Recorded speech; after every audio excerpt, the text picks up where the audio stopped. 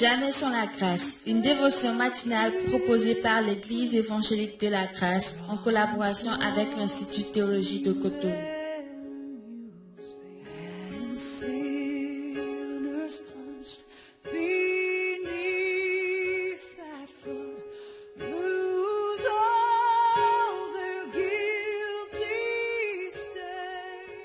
Bonjour, chers amis, chers internautes, nouvelle journée, nouvelle provision, bienvenue dans cette dévotion de ce matin.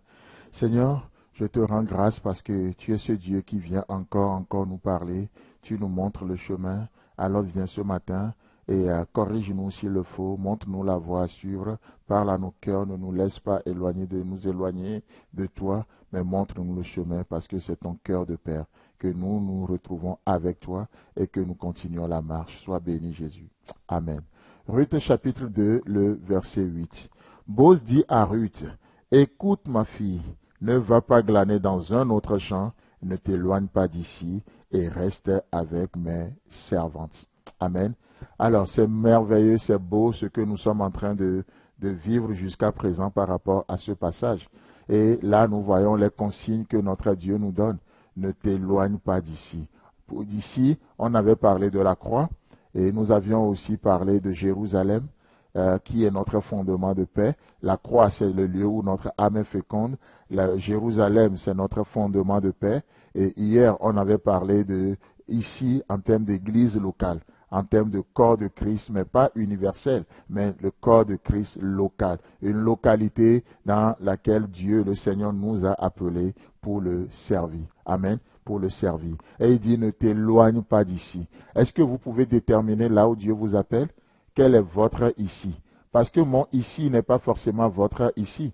En termes d'église locale, votre ici n'est pas forcément le mien. Même si dans un sens général, nous faisons partie de l'Église universelle, si nous avons donné nos vies à Jésus-Christ et nous avons une famille, et c'est ce que nous voyons ce matin, il est dit, reste avec mes servantes. C'est beau de voir que nous ne faisons pas cavalier seuls, frères et sœurs en Christ.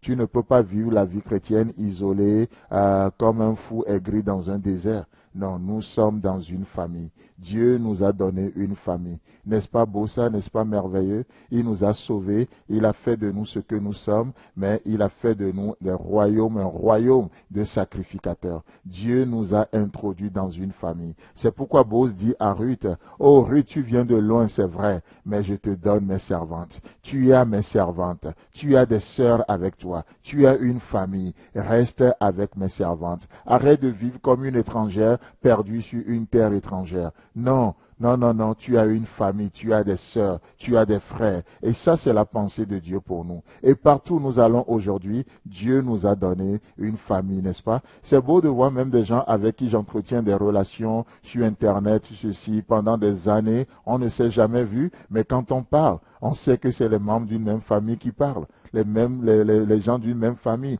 Nous avons des sœurs, des frères au Togo, au Bénin, au Burkina, partout dans le monde, en France, en Suisse, aux États-Unis. À propos, j'aimerais connaître même là où j'ai encore des familles. Si vous nous suivez ce matin, juste écrivez-nous de là où vous nous suivez ce matin. Votre pays, écrivez-nous d'où vous nous suivez ce matin. Et c'est vraiment beau. Et c'est pourquoi Boz dit à Ruth, reste avec mes servantes. Reste avec mes servantes. La vie chrétienne, c'est une vie de famille.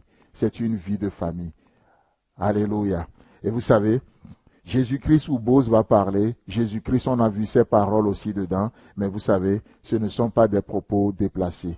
C'est pourquoi Jean va nous dire dans Jean chapitre 6, le verset 63, que c'est l'esprit qui vivifie. La chair ne sert de rien. Écoutez la fin du verset. Les paroles que je vous ai dites sont esprit et vie. Amen. Les paroles que je vous ai dites sont esprit et vie. Esprit, parce que ça n'a rien à voir avec la chair. Ce n'est pas le fruit d'un raisonnement quelconque. Ce n'est pas la logique humaine qui arrive à une conclusion humaine. Non. Les paroles que je vous ai dites sont esprit. Et puisque la chair ne sert de rien, Et c'est la parole de Dieu est esprit, et c'est l'esprit qui vivifie. C'est pourquoi il est dit, les paroles que je vous ai dites sont esprit et vie. Et je crois que lorsque nous nous exposons à la parole de Dieu, la vie de Dieu nous est accessible. Oh, c'est pourquoi, là où partout la mort règne dans ta vie aujourd'hui, parce que tu t'exposes à la parole de Dieu, je déclare la vie de Dieu ce matin au nom puissant de Jésus-Christ.